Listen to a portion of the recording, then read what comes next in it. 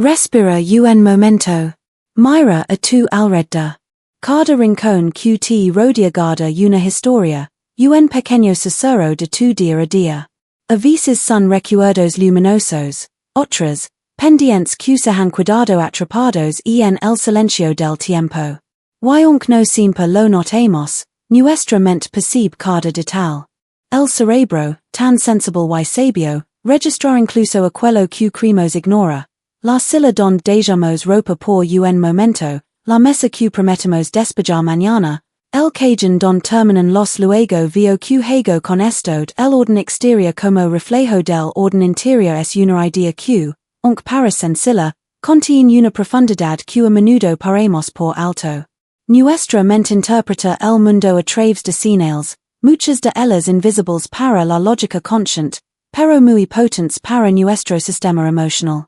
Cuando entramos en un espacio lleno de objetos fuera de lugar, papeles acumulados, cosas que no hemos terminado o decisiones pendientes, nuestro cerebro recibe un mensaje claro, aquí hay cosas que resolver. Y aunque intentemos ignorarlo, esa sensación se filtra en nuestro estado de ánimo, en nuestra capacidad de concentración y en la forma en la que gestionamos el estrés. El desorden, en cierto modo, se convierte en un espejo que amplifica lo que llevamos dentro. A veces creemos que el caos exterior es solo consecuencia de no tener tiempo o de estar demasiado ocupados, pero en realidad suele funcionar en ambas direcciones. Así como nuestro interior se refleja en la casa, también el entorno actúa sobre nosotros, moldeando la manera en la que pensamos y sentimos. La neurociencia lo explica desde la carga cognitiva. Cada objeto fuera de lugar es como una pequeña pestaña abierta en el navegador de nuestra mente. Una pestaña que no estamos usando, pero que consume energía. No es casual que al llegar a un espacio ordenado nuestra respiración se haga un poco más lenta, el cuerpo se afloja y la mente siente una especie de alivio silencioso. El cerebro interpreta el orden como un entorno seguro, predecible, donde no necesita estar vigilando constantemente. El hogar, sin darnos cuenta, se convierte en una extensión emocional de lo que atravesamos por dentro. Hay momentos de la vida en los que una habitación desordenada habla de cansancio, de duelo, de saturación mental o de una etapa en la que hemos tenido que priorizar otras cosas antes que nosotros mismos. Y está bien. El desorden no es un delito, es un síntoma. Un mensaje que a veces pide tener más que disciplina. Cuando aprendimos a leer lo que nuestro espacio nos está diciendo, podemos abordar el orden de manera más compasiva, sin culpa, sin exigencias perfeccionistas, entendiendo que lo que vimos afuera también habla de un ritmo, de un estado emocional, de una forma de estar habitando el mundo. Hey Queen's Garden ropa que no usan porque representa una parte de su identidad que les cuesta dejar atrás. O conservan cargas lanas de por si acaso porque el miedo a la escasez aún habita en alguna parte de su historia. Algunas personas acumulan documentos, notas, libretas, intentando sostener un control que internamente sienten que está tambaleando. Cada objeto tiene un pequeño relato emocional. No porque si mágico o tenga poder por si solo, sino porque la mente humana proyecta significado constantemente. Un cajón lleno de cosas sin revisar puede ser una metáfora perfecta de lo que evitamos procesar. Una mesa que nunca logramos despejar puede ser símbolo de las decisiones que posponemos. Y, por el contrario, un rincón cuidadosamente ordenado puede hablarnos de un deseo genuino de calma, de intención, de cuidar lo que se está en nuestras manos. Cuando ordenamos, no solo movemos objetos, movemos energía mental. Cada vez que elegimos guardar algo, tirarlo o donarlo, nuestro cerebro está practicando un pequeño acto de claridad. Estamos diciendo, esto sí, esto no, esto ya cumplió su ciclo. Ese ejercicio, repetido, afina nuestra capacidad de decidir, de poner límites y de escucharnos con honestidad. El orden exterior se convierte en un entrenamiento emocional sutil, casi imperceptible, pero profundamente transformador. Por eso tantas personas sienten una especie de alivio cuando finalmente organizan un espacio que llevaban semanas evitando. No es solo que la habitación se vea mejor, es que la mente, por fin, deja de cargar con esa tarea pendiente. Hay un aspecto muy íntimo en la forma en la que habitamos nuestros espacios. A veces llegamos al final del día sintiendo que el mundo nos ha pedido demasiado. Y al entrar a casa, lo que vimos puede acompañarnos o puede abrumarnos. Un hogar ordenado no significa un hogar perfecto, sino un lugar donde los objetos tienen un sentido y un lugar donde la mirada puede descansar. Donde podemos encontrar las cosas sin un esfuerzo extra. Donde el ambiente no nos pide más de lo que hemos dado. Este tipo de orden actúa como un susurro que dice, puedes relajarte.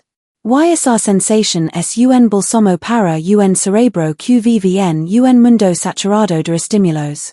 El orden exterior también influye en la forma en la que nos relacionamos con nosotros mismos.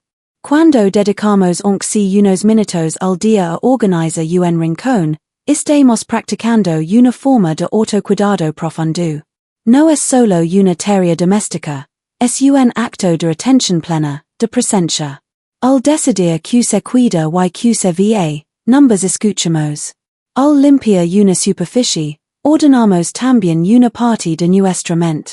Al doblar una prenda con calma, nuestro sistema nervioso se regula, casi como si estuviéramos realizando un pequeño ritual de calma. La mente responde a esos gestos, porque son señales claras de que estamos cuidando lo que nos sostiene. El orden exterior refleja el interior porque ambos están en un diálogo constante. Cuando uno se ajusta, el otro también se mueve.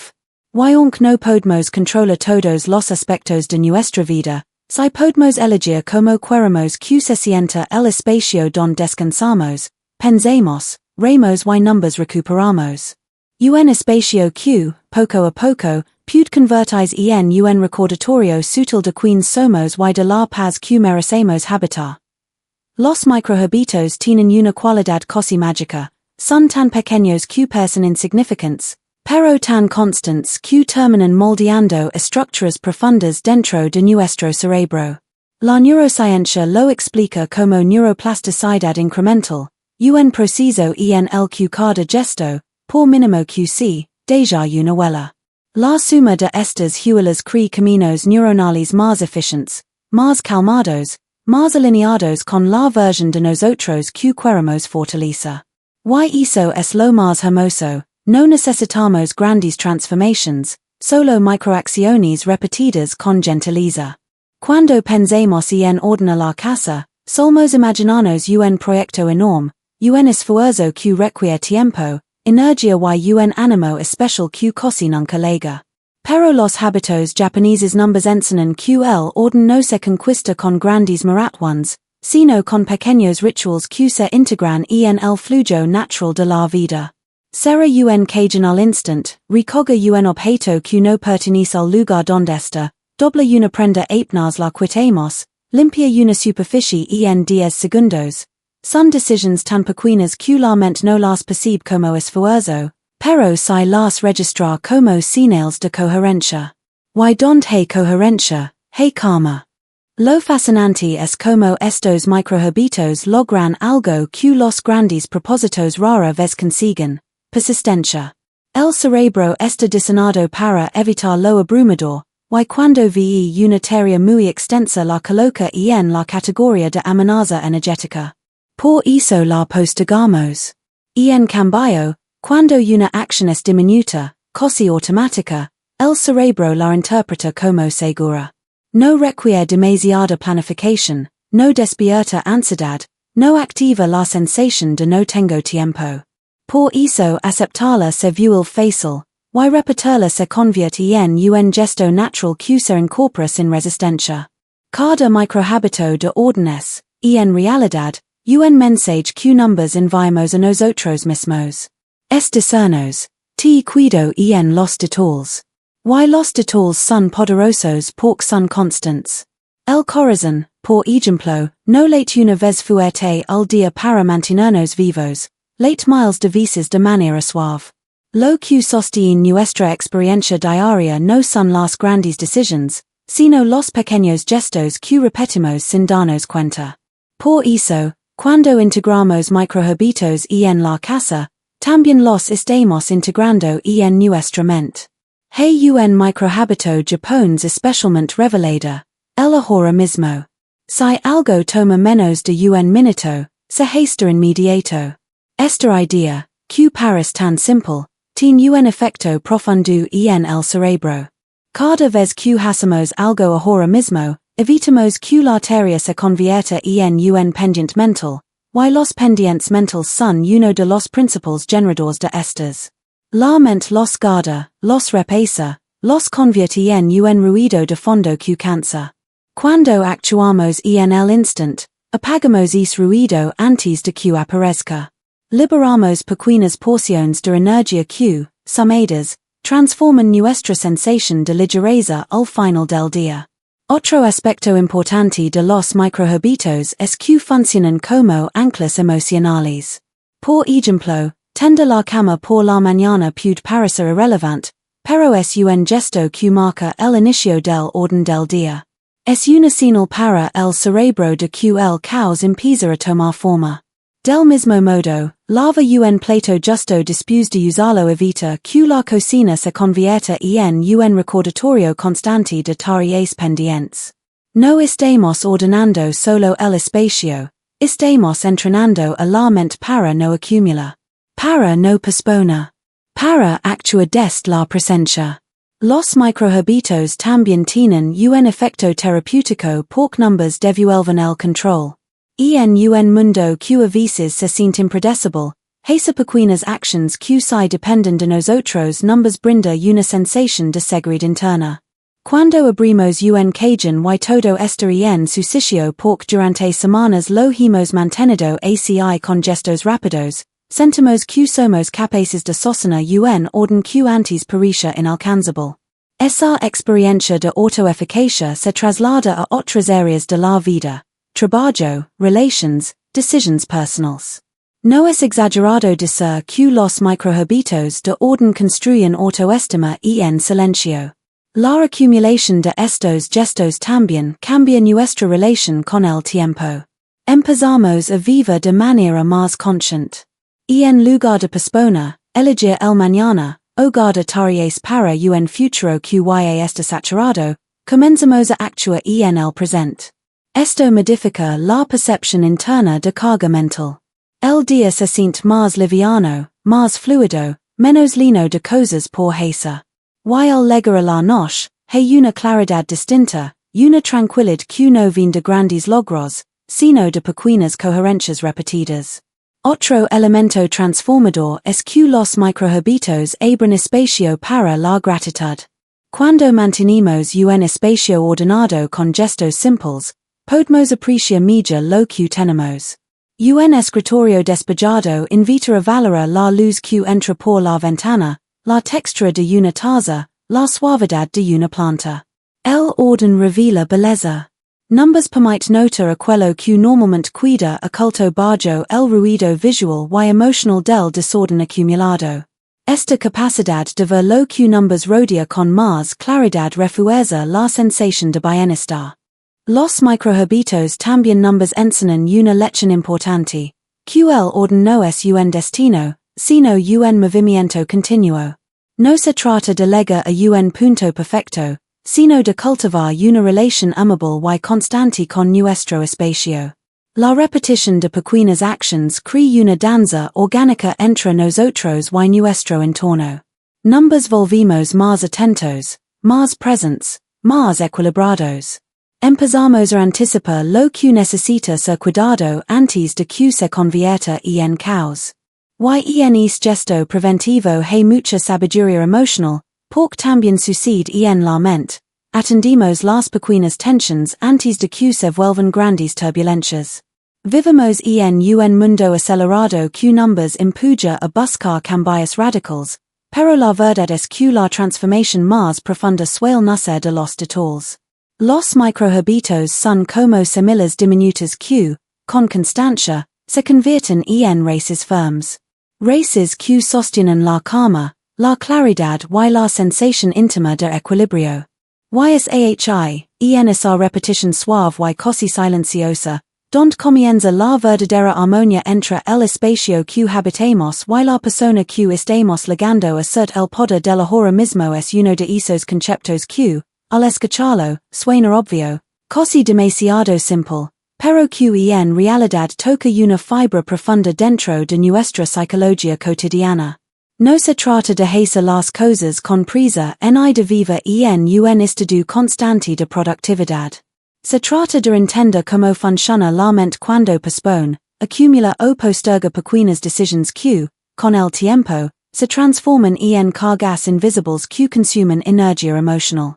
La mayoría de las veces no somos conscientes de este desgaste, pero esta como un leve zumbido que acompaña el día entero. Y cuando actuamos ahora mismo, interrumpimos ese zumbido antes de que se convierta en ruido. El cerebro es extraordinariamente sensible a lo que llamamos tareas abiertas, pequeñas actions que hemos decidido no resolver en el momento. Puede tratarse de un plato sin lavar, un papel que no hemos archivado, una prenda que dejamos sobre una silla por un segundo. Ojos prácticos son detalles, pero la mente no los experimenta como tales. Cada uno se convierte en un archivo mental que queda en standby. Y aunque no lo pensamos conscientemente, nuestro sistema cognitivo sigue registrándolo como una especie de alerta suave. Esto falta, esto queda pendiente, esto aún no lo has resuelto.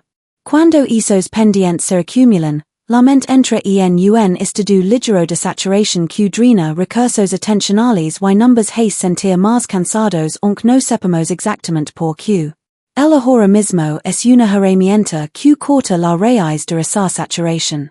Es una decisión consciente de evitar que algo pequeño se convierta en una carga grande. Y lo más interesante es que esta práctica no solo ordena el entorno, sino que reorganiza la estructura interna de nuestra atención. Nos entrena para actuar desde la presencia, no desde la reactividad. En lugar de dejar que la mente se linda microtensions, la mantenemos liviana, despejada, con espacio para pensar, crear, descansar o sentir sin tanta interferencia.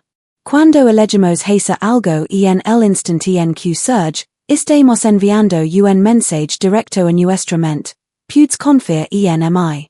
Estamos demostrando que somos capaces de gestionar la vida en pequeñas dosis, sin posponer lo inevitable. Este gesto de coherencia disminuye la ansiedad anticipatoria, que es ese sentimiento sutil de que siempre hay algo que falta por hacer. Cuando reducimos esa ansiedad con actions inmediatas, el día adquiere una sensación inesperada de fluidez. Todo parece moverse con una armonía más natural, casi como si de pronto la vida se sintiera menos pesada. Hay algo profundamente emocional en este acto de resolver en el momento. Muchas veces posponemos decisiones pequeñas porque nos sentimos cansados, ocupados o saturados. Pero postergarlas no reduce la carga, solo la desplaza hacia adelante y la multiplica. Resolver algo sencillo ahora mismo puede ser tan liberador como exhalar después de sostener el aire demasiado tiempo. Es un alivio que se siente en el cuerpo, en la respiración, en la manera en la que vemos el espacio que nos rodea. El entorno empieza a devolver la calma que tú le das. Cuando limpias una superficie en el instante, esa superficie no solo queda ordenada, se convierte en una señal de paz. El ahora mismo también tiene un efecto curioso sobre la relación que tenemos con el tiempo. Nos mantienen anclados al presente. Cada vez que hacemos algo en el momento exacto en que aparece, estamos reafirmando la idea de que el presente es suficiente. No necesitamos esperar a estar más inspirados, más motivados, más descansados. La acción breve, inmediata, nos entrena para superar la resistencia mental que tantas veces nos detiene antes de empezar. Y cuando la resistencia disminuye, aumenta nuestra sensación de liviandad interior. En el orden doméstico, este concepto cobra un significado especial. Si lavamos un vaso justo después de usarlo, este gesto evita que la cocina se convierta en una montaña silenciosa de pendientes. Si guardamos un abrigo apenas entramos a casa, el pasillo no se convierte en un recordatorio de que el día fue más largo de lo debido. Si acomodamos un libro al terminarlo, la sala no numbers habla de desorden sino de movimiento. Cada acción en el instant se convierte en una manera de decir al hogar, te cuido mientras me cuido. Poco a poco, se produce algo hermoso. Las tareas dejan de acumularse. El espacio respira. Tú respiras con él. No se trata de una disciplina rígida, sino de una delicada relación de reciprocidad entre tú y tu entorno. Cuando decides actuar ahora, el entorno decide devolverte calma después. Cuando decides evitar la acumulación visual, la mente evita la acumulación emocional. Esa sincronía crea un tipo de bienestar que no llega por grandes cambios, sino por la constancia de pequeños actos casi invisibles. El ahora mismo es también un acto de autoescucha. No esperas a sentirte abrumada para ordenar, lo haces mientras el caos todavía es pequeño, manageable, amable. Del mismo modo, en la vida emocional sucede algo similar. Si atendemos una preocupación apenas apenas, en lugar de guardarla para otro momento, evitamos que crezca y se convierta en algo más difícil de sostener. Resolver en el instant numbers enseña a no huir, a no acumular, a no dejar que las pequeñas tensiones se conviertan en grandes nudos internos. Es un entrenamiento sutil de valencia cotidiana. Además, actuar ahora mismo numbers libera de una falsa idea que cargamos desde siempre, la de que necesitamos estar completamente disponibles para hacer una acción. En realidad, la mayoría de los actos breves no requieren tiempo, sino intención. No exigen una gran planificación, sino una pequeña decisión. Esa decisión, repetida en el día a día, tiene un efecto profundo. Numbers convierte en personas que fluyen más, se enredan menos y no dejan que el entorno se convierta en un recordatorio constante de lo que falta. La vida se vuelve menos pesada porque no caminamos entre tareas pendientes, sino entre pequeños actos de presencia que numbers sostienen. El ahora mismo es, en esencia, una forma de cuidar la energía emocional. Una manera de estar más atentos a nuestro entorno y a nosotros mismas. Un recordatorio suave de que no es necesario esperar el momento perfecto para generar orden, ligereza y claridad.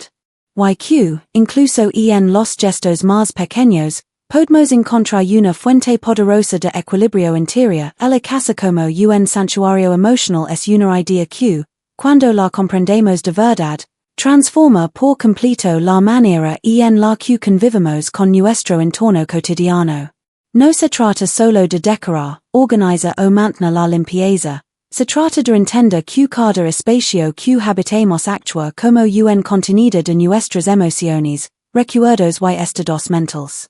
Cuando entramos al lugar donde vivimos, no solo cruzamos una puerta física, atravesamos un umbral psicológico que influye en cómo respiramos, cómo descansamos, cómo pensamos y cómo sentimos. Nuestra casa, en cierto modo, se convierte en un espejo silencioso que revela aquello que a veces no nos atrevimos a decir en voz alta. Lo fascinante es que la mente humana tiene una capacidad extraordinaria para asociar emociones con espacios. Basta recordar un rincón de nuestra infancia para que aparezcan sensaciones que creamos olvidadas. Ese mismo mecanismo sigue funcionando en la vida adulta. Una habitación que huele a tranquilidad, una lámpara que nos recuerda un momento especial, una mesa donde solemos tomar decisiones importantes. Todo eso se convierte en anclas emocionales que la mente interpreta de forma automática. Por eso, cuando el espacio está saturado, caótico o desatendido, nuestro sistema emocional lo percibe como una especie de desarmonía interna. Y cuando está cuidado, limpio y elegido con intención, el cuerpo lo reconoce como un lugar seguro. Pensar en la casa como un santuario implica verla como un refugio, un lugar donde podemos bajar la guardia después de haber sostenido el peso del día. Pero ese refugio no surge por accident. Se construye a través de pequeñas decisiones, de objetos que elegimos mantener, de colores que numbers abrasan, de rincones que numbers invitan a respirar. Cada vez que colocamos algo con cuidado, estamos enviando un mensaje a nuestra mente. Este espacio importa, tú importas. El hogar no es simplemente donde vivimos, es donde numbers recuperamos, donde numbers recomponemos, donde volvimos a nosotros mismos después de habernos dispersado por el mundo. Cuando un objeto entra en nuestra casa, trae consigo un significado. A veces es práctico, otras, simbólico, otras, emotional. Pero cada objeto ocupa un lugar en el espacio y en la mente. Por eso es importante preguntarnos qué versión de nosotros mismos estamos reforzando con lo que permitimos que permanezca a nuestro alrededor. Un objeto útil numbers facilita la vida. Uno hermoso numbers inspira. Uno cargado de historia puede conectarnos con algo que valoremos. Pero uno que no sentimos nuestro, uno que numbers pesa o numbers incomoda, también puede enviar señales que interfieren con nuestra calma emocional. La psicología del entorno numbers muestra que los espacios pueden amplificar emociones positivas o intensificar las negativas. Una habitación luminosa puede elevar el ánimo sin que lo notemos conscientemente. Una superficie despejada puede ayudar al cerebro a entrar en un estado de enfoque más profundo. Una cama bien hecha puede modificar nuestra percepción del día que comienza o del día que termina. Estas no son casualidades, son respuestas naturales de un sistema nervioso que busca constantemente referencias de seguridad y armonía. Cuando esas referencias están presentes en el hogar, el bienestar emocional se vuelve más accesible. Y no se trata de que la casa est impecable o diseñada como una revista.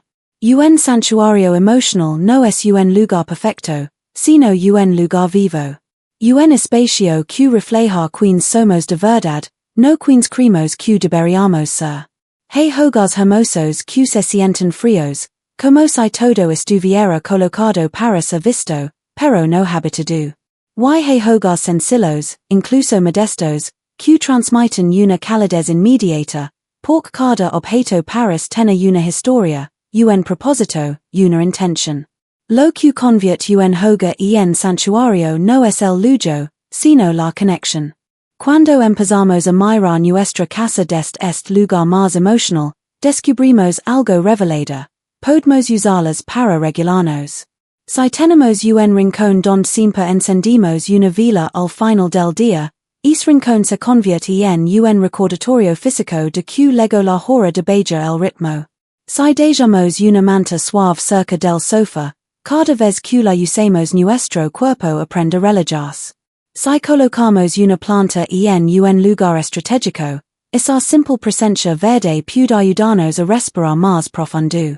La casa, entonces, no solo numbers protege del mundo exterior, también modula la manera en la que navegamos nuestro mundo interior. Hay un valor inmenso en hacer del hogar un espacio que numbers sueda. Cuando estamos agotados, estresados o emocionalmente cargados, el entorno puede ser un alivio o un detonante. Si todo está revuelto, la mente interpreta que hay más por resolver. Si hay orden, la mente puede por fin sentir que llegó a un lugar donde no necesita seguir locando. Cuando las cosas están en su sitio, cuando los objetos tienen un propósito claro, cuando el ambiente numbers recibe con suavidad, ocurre algo hermoso, el cuerpo se intriga. La respiración se profundiza. La tensión baja. La mente se ablanda. Por eso es tan importante encontrar equilibrio entre funcionalidad y emoción. Un santuario emocional no significa eliminar lo innecesario por rigidez, sino elegir lo que permanece por cariño. Significa rodearnos de cosas que numbers recuerdan momentos de calma, de personas que amamos, de viajes que numbers hicieron crecer. Significa permitir que el hogar cuente nuestra historia, pero también que numbers acompañen en el proceso de escribir la siguiente. Significa entender que lo que vimos cada día tiene un efecto directo en como numbers sentimos, incluso si no lo notamos. La casa como santuario emocional numbers invita a crear espacios que numbers sostengan, numbers inspiran y numbers devuelven al centro. A diseñar rincones que funcionan como pausas visuals. A escoger colors que hablan de calma o de vitalidad según lo que necesitamos. A permitir que cada habitación se convierta en una especie de abrazo silencioso. Y sobre todo, numbers recuerda que el hogar no es un lugar que simplemente habitemos, sino un lugar que numbers habita también a nosotros, influyendo en la manera en la que pensemos, respiramos y sentimos, todos los días, sin que tengamos que pedirlo. El orden como autocuidado profundo es una idea que suele pasar desapercibida porque tendemos a asociar el orden con obligación, perfeccionismo o expectativa social. Sin embargo, cuando lo miremos desde la psicología y el funcionamiento real del sistema nervioso, descubrimos que ordenar no es solo una tarea doméstica, es una forma silenciosa y poderosa de acompañarnos emocionalmente. Cada gesto de organización tiene la capacidad de reducir la activación interna, bajar el nivel de cortisol, aumenta la sensación de control y, sobre todo, recordarnos que merecemos un entorno que numbers trate con la misma amabilidad con la que intentamos tratar a los demás. Hay algo profundamente íntimo en ordenar un espacio. A diferencia de muchas otras actividades, el orden requiere presencia. Numbers obliga a detener el piloto automático, a mirar lo que tenemos delante, a reconocer que numbers serve y que no forma parte de nuestra vida. Esa honestidad, tan simple pero tan rara en la rutina diaria, es una forma de autocuidado porque numbers invita a elegir en lugar de cargar con lo que llevamos arrastrando sin cuestionarlo. Cuando decidimos que un objeto debe cuidarse, lo hacemos desde la utilidad o desde el cariño. Cuando decidimos que algo debe ser, liberamos un pedazo del pasado para abrir espacio al presente. Ese acto, aparentemente pequeño, tiene un impacto emocional profundo. Numbers sentimos más ligeros, más claros, más alineados con lo que somos hoy. El autocuidado suele entenderse como algo que implica descanso, indulgencia, relajación, pero también puede ser disciplina suave. No disciplina rígida ni castigadora, sino una forma de acompañarnos desde la estructura. El orden diario es precisamente eso, una manera de sostenernos. De decirnos a nosotros mismos quiero que te sientas bien, incluso cuando estés cansada. Cuando ordenamos antes de dormir, por ejemplo, preparamos un entorno que numbers va a recibir con calidez al despertar. Cuando limpiamos una superficie después de usarla, estamos facilitando la vida futura de nuestro yo de mañana. Este tipo de cuidado anticipado es una de las formas más profundas de amor propio, porque implica pensar en nuestro bienestar incluso cuando no estemos presentes. Además, existe un vínculo directo entre el orden y la regulación emocional. Cuando el entorno está saturado, el cerebro interpreta que quedan cosas por resolver. Es como si el desorden activara un modo interno de alerta. Por el contrario, cuando el espacio está en calma, el sistema nervioso se relaja casi de inmediato. La mente no tiene que estar escaneando constantemente lo que está fuera de lugar. El cuerpo entra en un ritmo más pausado. El hogar deja de ser una fuente de estímulo y se convierte en un sostén. Este descenso en la activación interna no es casualidad, es neurología pura. Y por eso el orden puede ser un ritual terapéutico, no porque la limpieza tenga un valor moral, sino porque su efecto biológico es real. Cuando adoptemos el orden como una forma de autocuidado, dejamos de verlo como una obligación para verlo como un regalo. Esto cambia nuestra relación con la tarea. Ya no se trata de hacer que todo se vea perfecto, sino de crear un entorno que numbers haga sentir seguras y acompañadas. En vez de aspirar a un ideal inalcanzable, buscamos un bienestar tangible. Un espacio en el que la mirada pueda descansar. Un lugar donde las manos sepan encontrar lo que necesitan sin desgastarse en el camino. Un ambiente que no numbers exige más de lo que ya numbers pidió el mundo exterior. El orden también tiene un efecto compasivo sobre nuestra autopercepción. Cuando vivimos rodeados de caos, muchas veces internalizamos una narrativa negativa. Soy desorganizada, nunca llego a todo, mi vida es un desastre. Pero cuando organizamos un rincón, por pequeño que sea, la narrativa empieza a transformarse. No porque el entorno lo cambie todo, sino porque la acción en sí misma numbers recuerda que somos capaces de cuidarnos, que tenemos poder sobre lo inmediato, que podemos generar armonía incluso en medio del cansancio o la incertidumbre. Esa experiencia de autoeficacia es fundamental para la autoestima. Numbers demuestra que podemos sostenernos, aunque sea un poco, aunque sea hoy. Hay pequeños hábitos de orden que, integrados a la rutina, funcionan como anclas emocionales suaves. Dobla la ropa con calma, por ejemplo, regula el sistema nervioso a través del movimiento repetitivo. Limpia una mesa puede convertirse en un ritual breve que marca el final de una jornada. Vaciar la basura puede simbolizar soltar lo que ya no serve. Cada gesto cotidiano tiene una doble lectura, la práctica y la emocional. Y cuando reconocemos esa doble dimensión, el orden se convierte en un puente entre el cuerpo y la mente. Lo más bello de integrar el orden como autocuidado profundo es que no exige grandes esfuerzos. No pide maratones de limpieza ni un hogar minimalista.